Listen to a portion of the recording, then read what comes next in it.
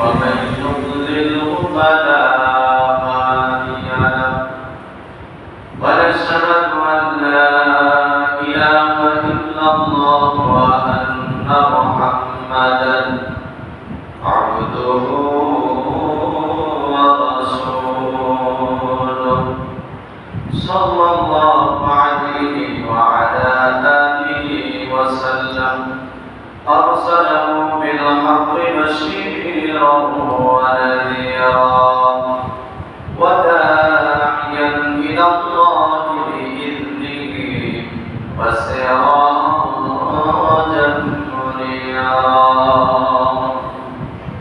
فقد قال الله تعالى في كلامه المجيد والفرقان الحميد أعوذ بالله من الشيطان الرجيم بسم الله الرحمن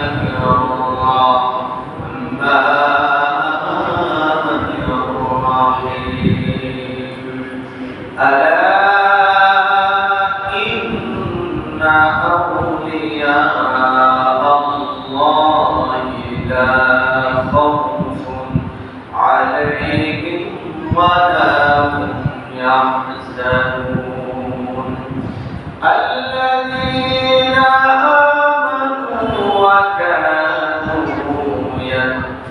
يتقون لهم البشرى في الحياة الدنيا وفي الآخرة لا تبديل لكلمات الله ذلك هو الفوز العظيم صدق الله العلي العظيم وصدق رسوله النبي الحبيب الكريم إن الله وملائكته يصلون على النبي يا أيها الذين آمنوا صلوا عليه وسلموا تسليما اللهم صل على سيدنا مولانا محمد وعلى آله سيدنا مولانا বেদকান শেষ হইবে পায়ের তরি পাবে না সময় থাকতে মুর্শিদ ধরে পথ করে না শরণা আল্লাহুম্মা সাল্লি আলা সাইয়্যিদিনা মাওলানা মুহাম্মদ ওয়া আলা আলিহি সাইয়্যিদিনা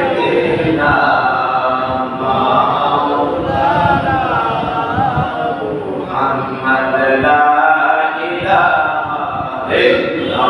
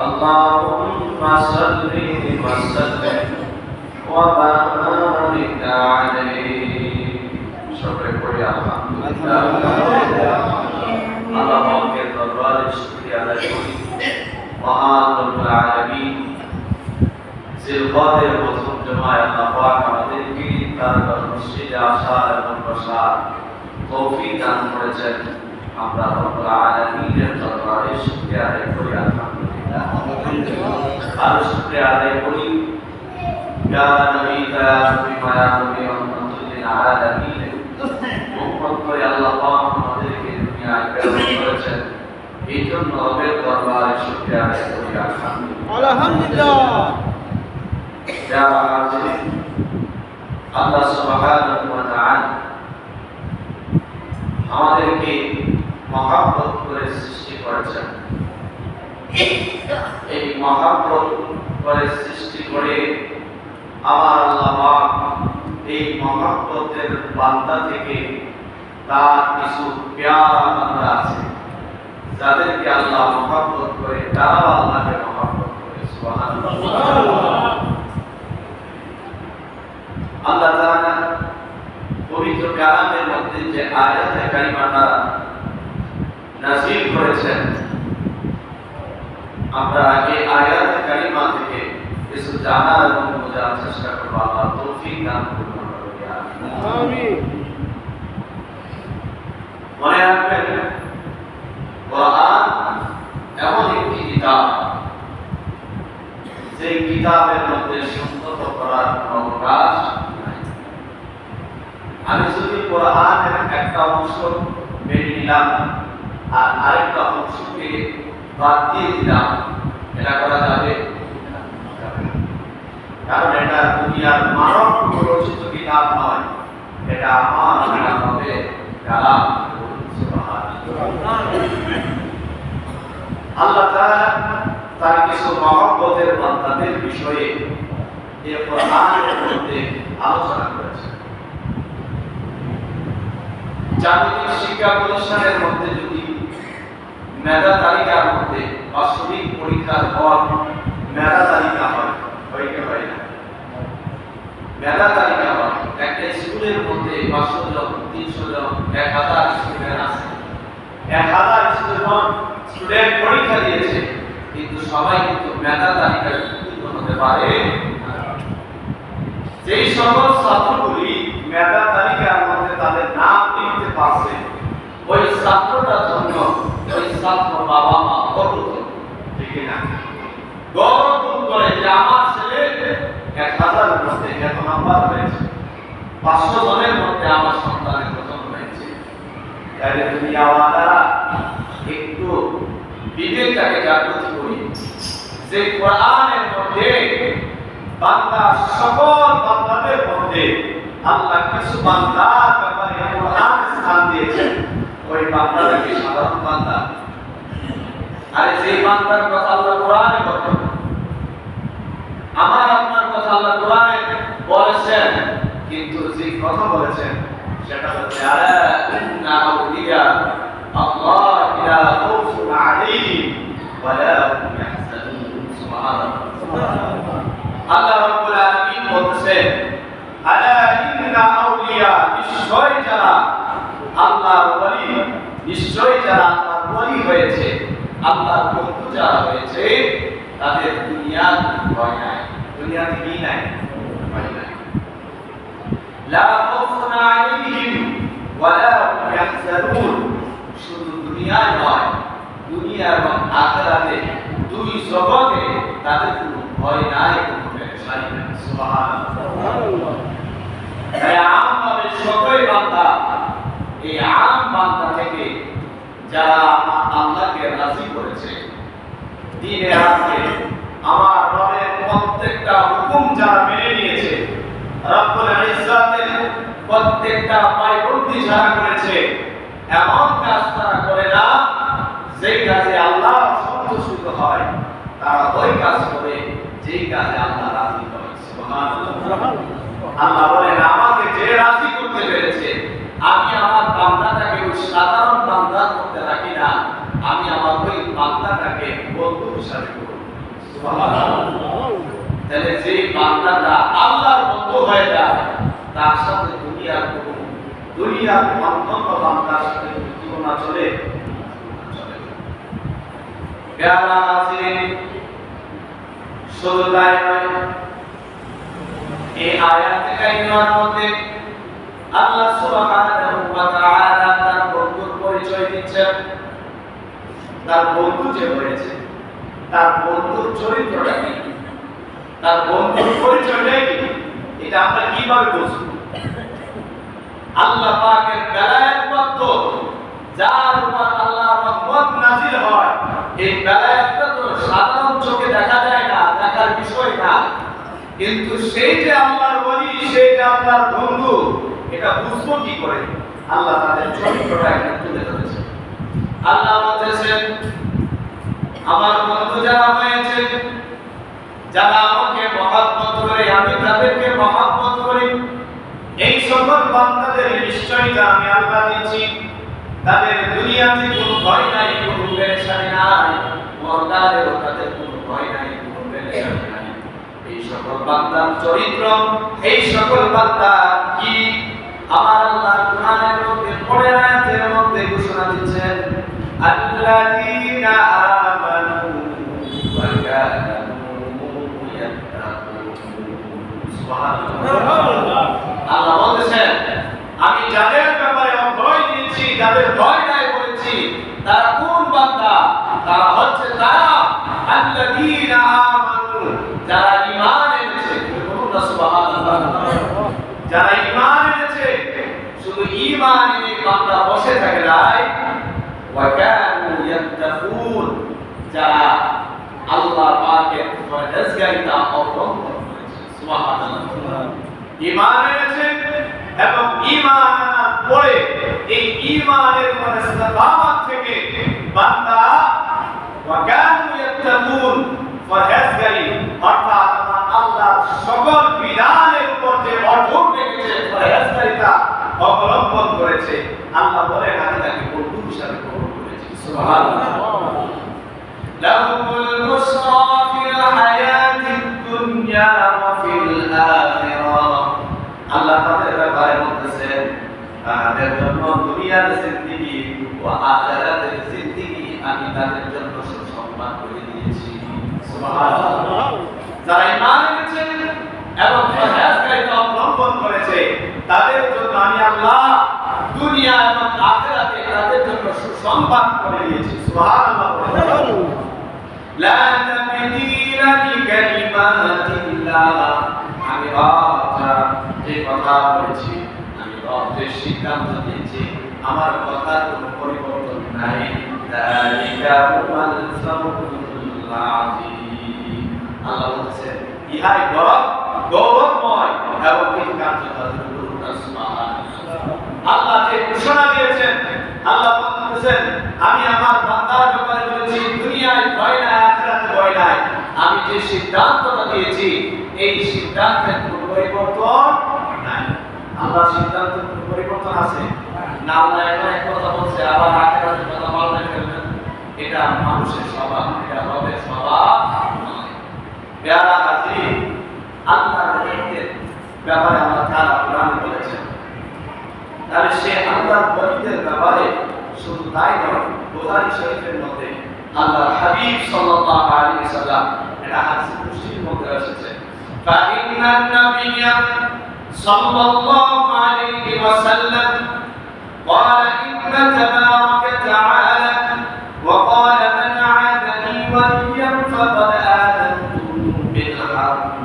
আল্লাহ তাআলা রব্বুল আলামিন বলেছেন, হাদিস কুদসির মধ্যে আল্লাহ তাআলা বলেন যে ব্যক্তি আমার আল্লাহর ওলিদের সাথে শত্রুতা পোষণ করে, আমার আল্লাহর ওলিদের সাথে বিদ্বেষ পোষণ করে, আমি রব তাদেরকে যুদ্ধের জন্য আহ্বান করি। সুবহানাল্লাহ। তাহলে আল্লাহর ওলি, ওলি মানে বন্ধু, ওলি মানে দুস্ত, আল্লাহর নবীর সাথে শত্রুতা পোষণ করলে, হিংসা বিদ্বেষ পোষণ করলে, আল্লাহ বলেন আমার বন্ধুর সাথে সে হিংসা, আমার বন্ধুর সাথে সে যুদ্ধ পোষণ করে, আমি আল্লাহ তাকে আমার সাথে যুদ্ধের জন্য আহ্বান করি। সুবহানাল্লাহ। আরে দুনিয়ার বন্ধু, আমার বন্ধুকে যদি কেউ অপমান করে, আমি তার সাথে কি করি? আমি তার সাথে যুদ্ধ ঘোষণা করি। আমার বন্ধুকে যদি কেউ আঘাত করে, বন্ধুত্বের কারণে আমি বন্ধু পক্ষ হয়ে তার বিরুদ্ধে আমি কথা বলি, ঠিক কিনা? তাহলে যে ব্যক্তি আল্লাহর বন্ধু হয়েছে তার সাথে শত্রুতা করলে রব বলেন আমি তাকে আমার সাথে তাকে যুদ্ধে আহ্বান করি। সুবহানাল্লাহ।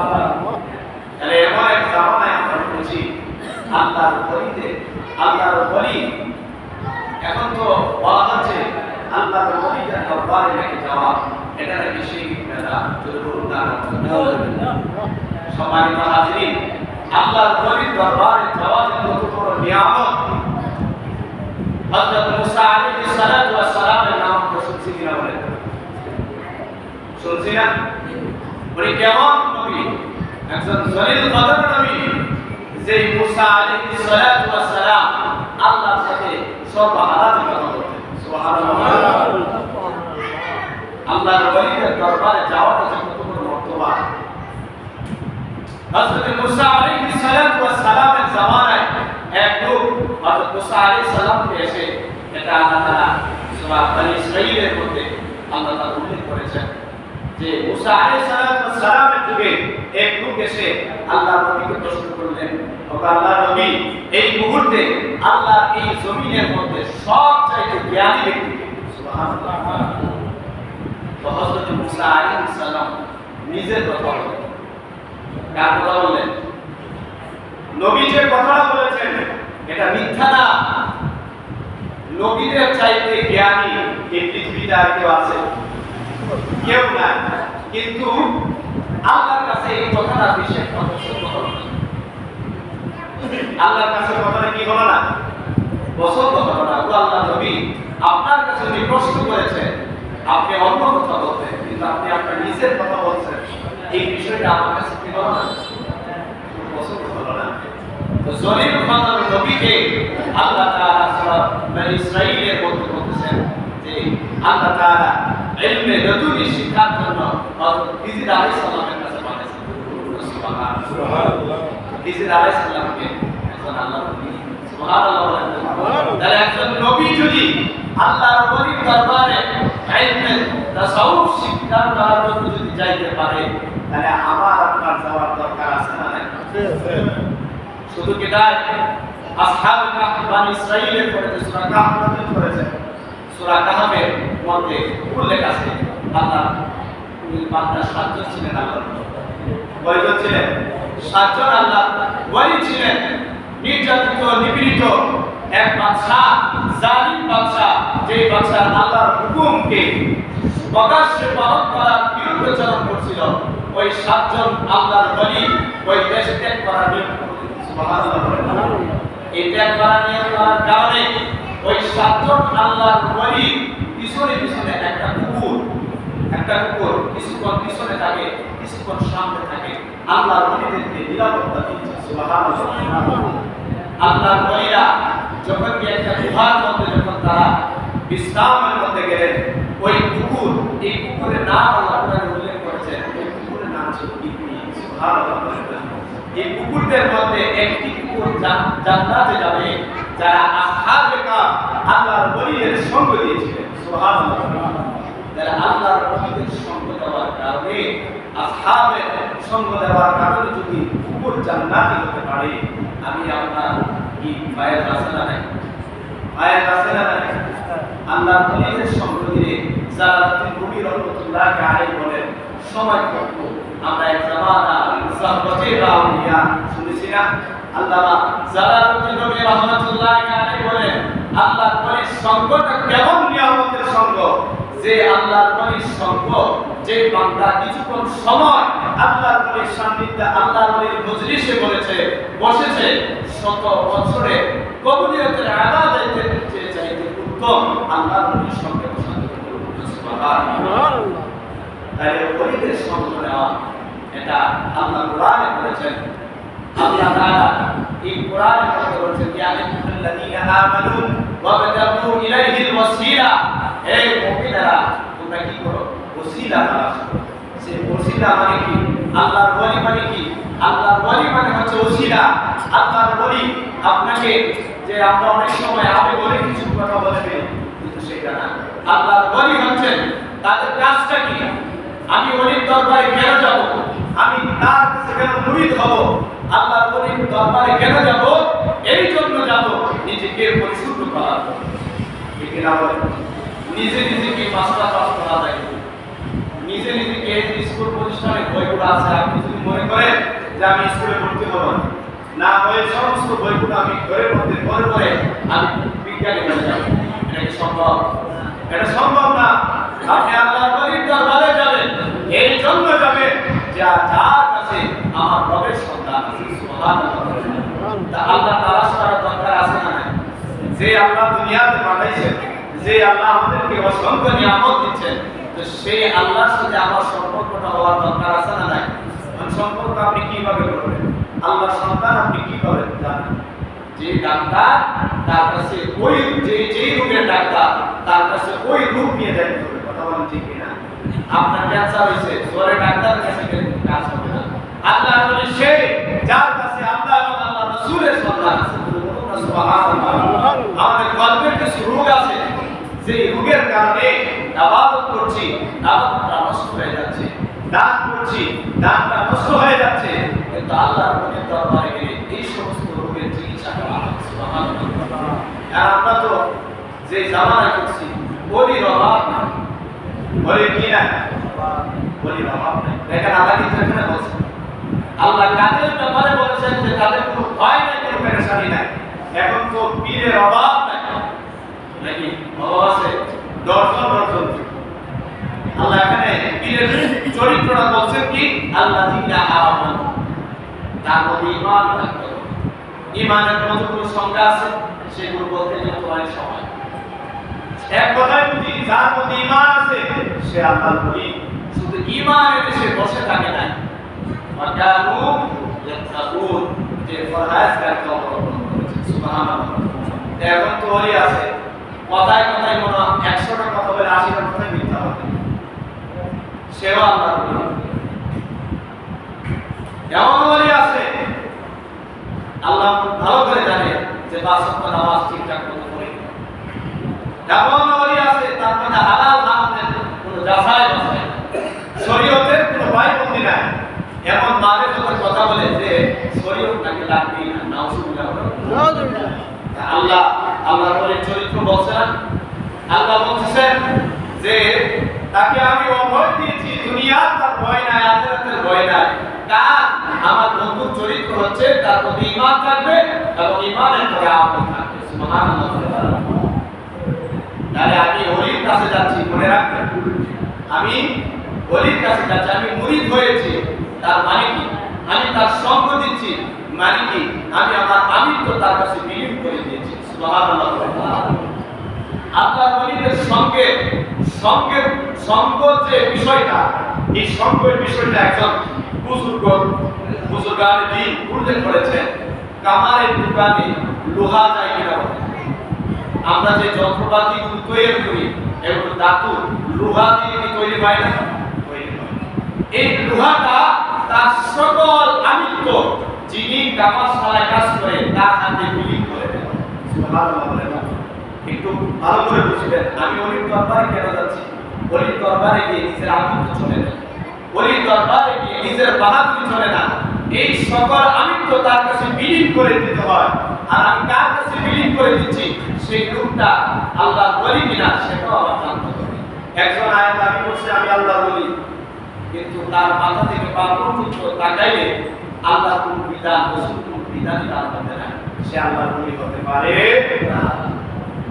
যে সে কাঁদতে হয় সে নাকি আল্লাহ। আপনি মনে রাখবেন, আমি আমার স্বভাবটা কাকে নিষ্পত করতেছি? আল্লাহর দিকে। তাহলে আমার বন্ধু, আমি কোনোদিন গাঁজাখোরের সাথে বন্ধুত্ব করবো?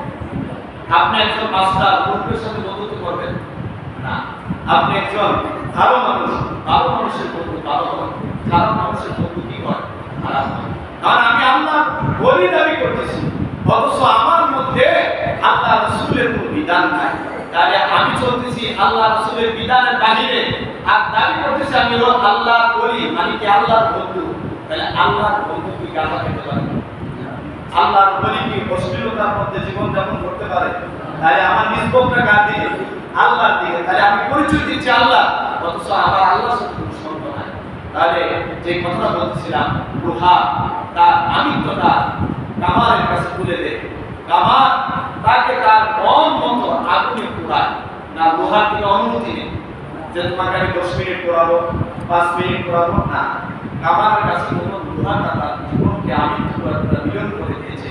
কামার মন মতো তাকে পোড়াইছে, পোড়ায়া তাকে ইচ্ছা মতো পিটাইছে, পিটায়া দা বানাইছে, সই বানাইছে, অন্যান্য সরঞ্জাম বানাইছে।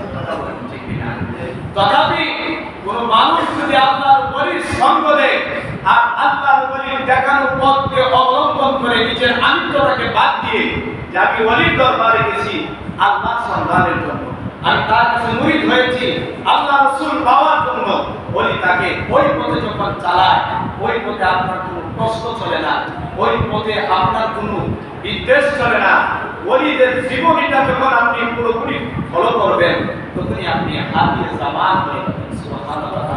কুতুবরা কাব হয়ে যাবে, ওলিদের সর্দার হয়ে যাবে, কুতুবদের সর্দার হয়ে যাবে। জোরে বলুন না সুবহানাল্লাহ। মুরিদ তো এখন মামুলি বিষয়, মুরিদের কথাটা এত সহজ না। আল্লাহর ওলিরা, হক্কানি কামেল ওলিরা সহজে মুরিদ করতেন না। মুরিদ মানে কি? আরে আমি তো আমার জীবন নৌকা নিয়ে টেকসরে আছি, আমার জীবনটা তো একটা নৌকা সমুদ্রের মাঝখানের মধ্যে প্রবল করতেছে।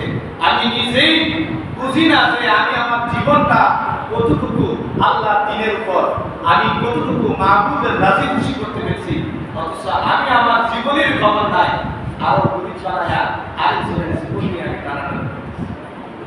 সুতরাং আমাদের আমার ওলিদের দরবারে যাবেন, ওলিদেরকে মহব্বত করবেন। ওলিদেরকে মহব্বত করা আমার আল্লাহ পাকের মহব্বত করা। জন্য বলুন সুবহানাল্লাহ। কারণ আমি কাকে মহব্বত করতেছি? যে নাকি আল্লাহ, যে নাকি আল্লাহ। আমরা এরকম বিদ্বেষ কাউকে শিখি নাই, আমরা নিজেরাও শিখি নাই, কাউকে শিখাই নাই যে ওলি বিদ্বেষী। ওলি হচ্ছেন আল্লাহর বন্ধু, যার মধ্যে আল্লাহ রাসূলের পায়বন্দি আছে। তিনি আমাদের মাতা, তার কাছে যাব, তার থেকে আল্লাহ রাসূলের সোহবতের কিছু আমল আখলাক আনবো, নিজেদেরকে তাদের রঙে রঙিন করে মাহবুবের সন্তান করব। রাজি আছে না নাই? যেখানে আল্লাহ তাআলার বিধান নাই, যেখানে কোনো যে আপনি তো বুঝতে পারবেন আর কোন জিনিসটা ভালো, আল্লাহর ওলি কাকে বলে, এই সংজ্ঞা দিতে দিতে তো এখন আমরা যারা আলিম আছি এখন আর সংজ্ঞা দিয়ে লাভ নেই। আমরা এমন কিছু কিছু জায়গায় যাই যেখানে ওলি শব্দটা নেওয়াটাই ভুল মনে করি, ওলি শব্দটা নেওয়া ভুল মনে করি। এমন এখন কাজ হয়। আল্লাহ তাআলা এই বন্যাদি থেকে আমাদের সকলের ঈমান এবং আমলকে হেফাজত করুন। আমরা বলি আমিন।